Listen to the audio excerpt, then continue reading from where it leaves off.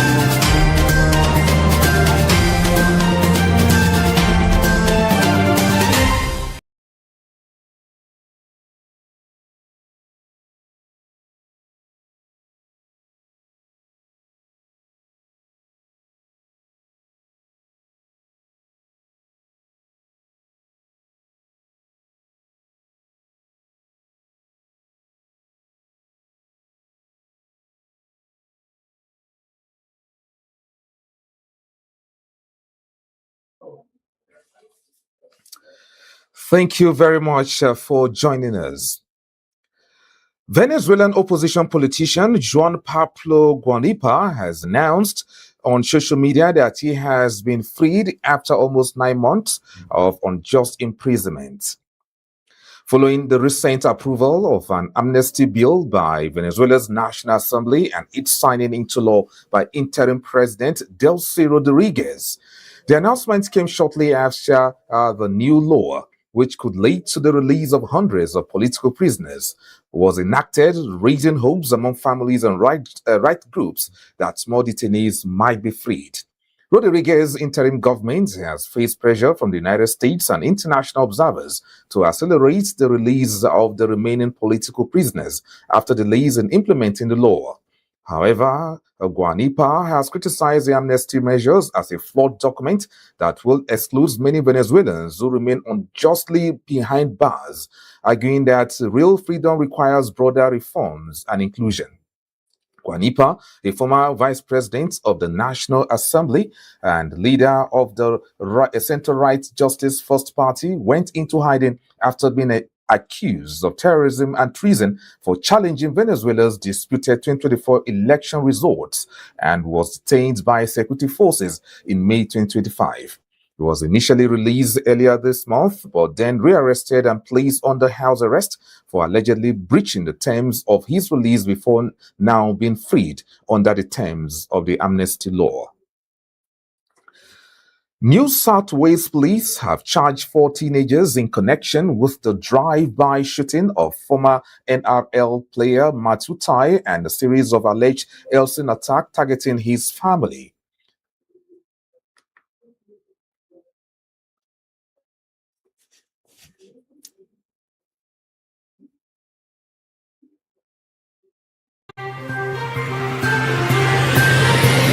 Prohibited drugs.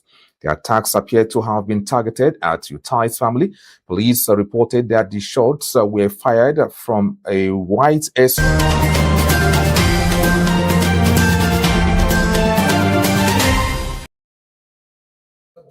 Utah, who is 44 years old, sustained gunshot wounds to his leg and shoulder during the incident in the suburb of Greenock on Tuesday and remains in serious condition after surgery.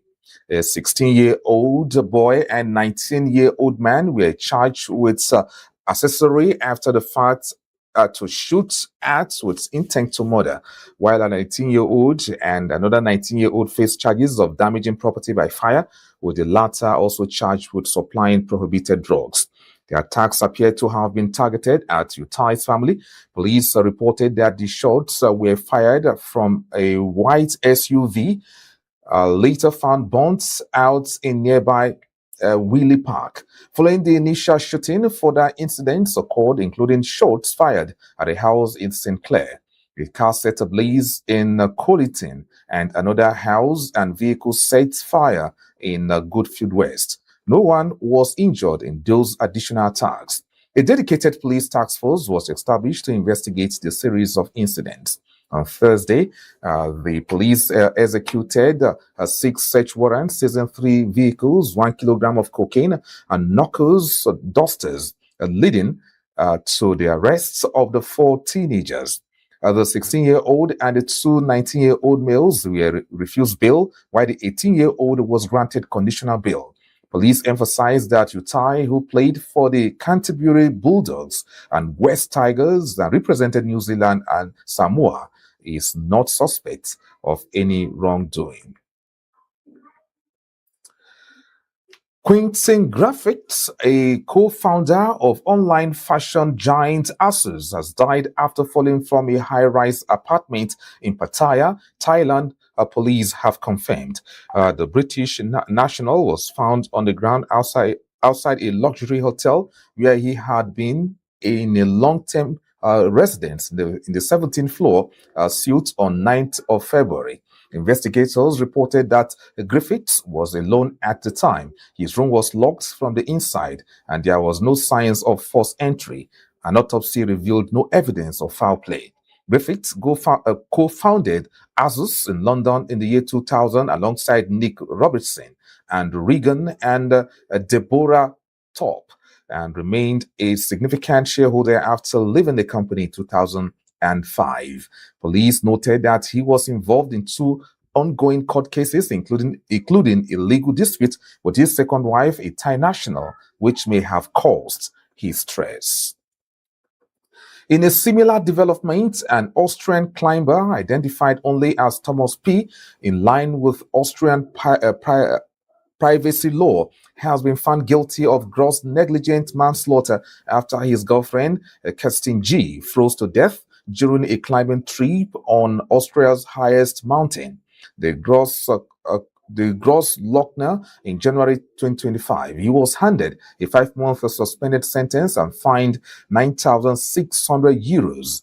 In delivering the verdict, the court cited Thomas P's previously clean record and the emotional loss of a loved one as mitigating factor, while also noting the intense scrutiny he faced on social media.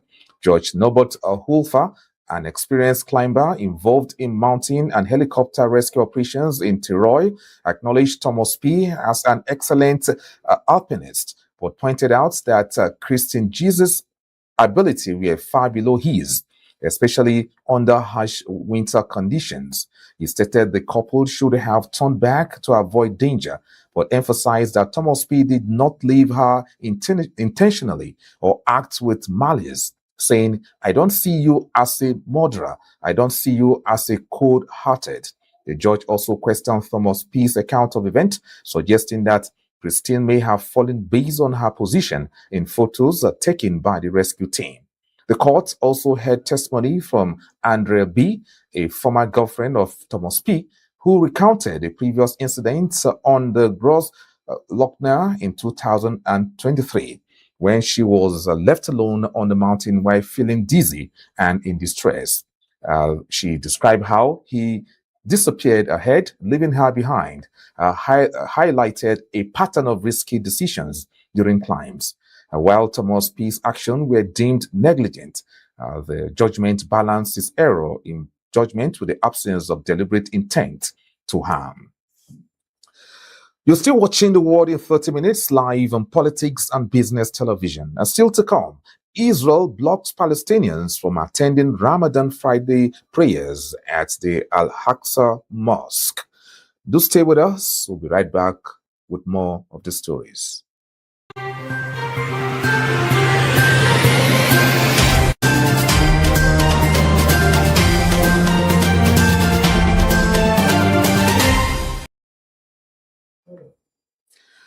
You're welcome back.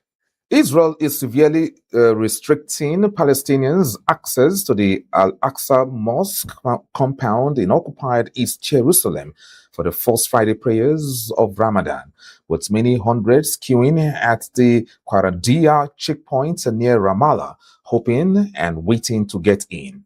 But Israeli authorities said on Friday they could allow no more than 10,000 Palestinians from the occupied West Bank into one of Islam's holiest sites for the day, and only with permits a fraction of the number who have visited to mark the occasion in previous years.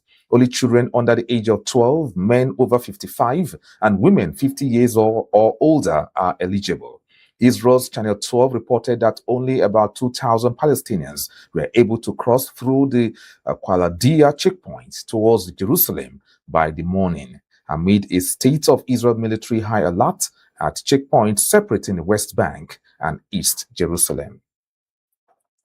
And to Yemen now, Yemeni security forces have killed at least one person and wounded 11 others after a crowd linked to the secessionist Southern Transitional Council (STC) attempted to storm the gates of a Al-Mashik presidential palace in Aten.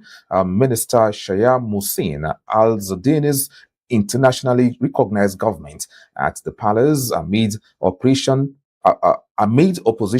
demonstrations, according to the Saba News Agency.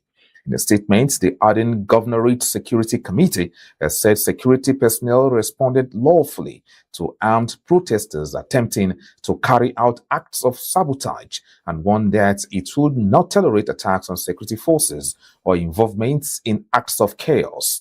The STC, however, claimed that at least 21 people were wounded, condemned what it described as excessive use of force and live ammunition, and called for an investigative committee as well as international intervention against systemic repression in the Southern Governorate.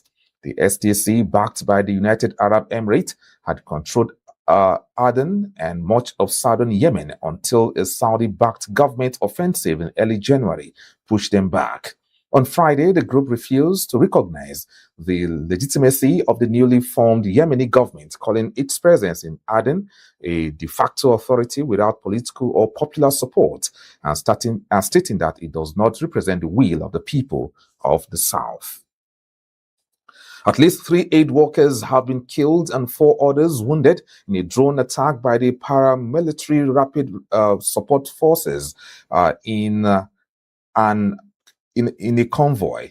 The convoy of trucks carrying food and humanitarian supplies was targeted by RSF and its ally, the Southern People's Liberation Movement, North, while traveling through the Katala area on its way to the cities of Katugli and Dilin on Thursday. The network said that this attack marked the second such incident in less than a month, following the shelling of United Nations aid convoy in the town of Rahad. The Sudan Doctors Network reiterated its call to the international community, the United Nations and human rights organizations to exert urgent and effective pressure on the leadership of the rapid support forces to ensure the protection of aid convoys and their workers, to open safe and sustainable humanitarian corridors, and hope those responsible for targeting aid accountable. Reports of the paramilitary carrying out mass killings, rape, adoptions, and looting emerged after al-Fasher's takeover, and the International Criminal Court (ICC) launched a formal investigation into war crimes by both sides. On Wednesday, the UN's Independent International Fact-Finding Mission for the Sudan determined that RSF carried out a coordinated campaign of destruction against non-Arab communities in and around al-Fasher during its 18-month siege of the city, the hallmark of which amounts to genocide. World Football's governing body FIFA and the Board of Peace have signed a partnership agreement to attract investments from global leaders and institutions for sustainable development in conflict-affected regions through football. The Board of Peace, established under United States President Donald Trump, held its first meeting focused on Gaza's reconstruction fund aimed at rebuilding the territory once Hamas disarmed. The disarmament of Hamas fighters and accompanying withdrawal of Israeli troops, the size of the reconstruction fund, and the flow of humanitarian aid to the wartime population are expected to pose significant challenges to the board's effectiveness in the coming month. The FIFA collaboration plan includes building 50 mini pitches near schools and residential areas in Gaza, 5 full-size pitches across multi-districts, a state-of-the-art FIFA academy, and a new 20,000-seat national stadium, FIFA said. Trump said FIFA will raise $75 million for football-related projects in Gaza. The program will also emphasize job creation, youth participation, organized leagues for boys and girls, community engagement, and the stimulation of local commercial activities, FIFA said. And before we go, let's bring you the story. Eric Dean, the actor celebrated for his roles on Grey's Anatomy and Euphoria, has died at the age of 53. Less than a year after publicly revealing his diagnosis with amyotrophic lateral sclerosis, known as ALS. Dean was best known for portraying Dr. Max Sloan or Dr. Max Timmy on Grey's Anatomy, and later starred as family patriarch Carl Jacobs on HBO's Euphoria. The California-born actor shared his ALS diagnosis in April 2025 and dedicated his final month to raising funds and awareness for the disease. In a statement, his family said, with heavy hearts, we share that Eric Dean passed on Thursday afternoon following a courageous battle with ALS. Dean is survived by his wife, actress and model Gayheart, and their 2 children. He is